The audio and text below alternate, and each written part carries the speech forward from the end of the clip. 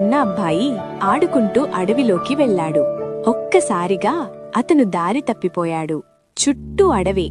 ఎక్కడికి వెళ్లాలో డేవిడ్కు అర్థం కాలేదు. చీకటి క్రమంగా కమ్ముకుంది. చెట్లు ఇంకా పెద్దవిగా కనిపించాయి.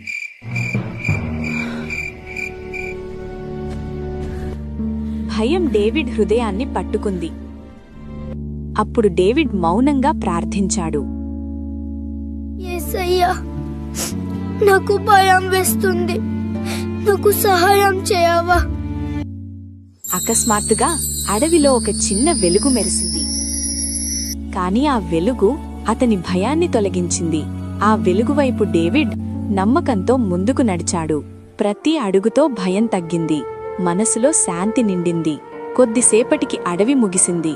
ముందు ఒక చిన్న గ్రామం కనిపించింది. డేవిడ్ వాళ్ల అమ్మా నాన్న డేవిడ్ను చూసి కళ్లలో కన్నీళ్లు తిరిగాయి. డేవిడ్ అమ్మా నాన్నల వైపు పరిగెత్తాడు.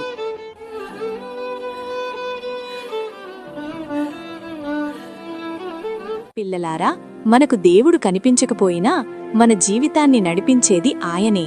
Never lose your faith.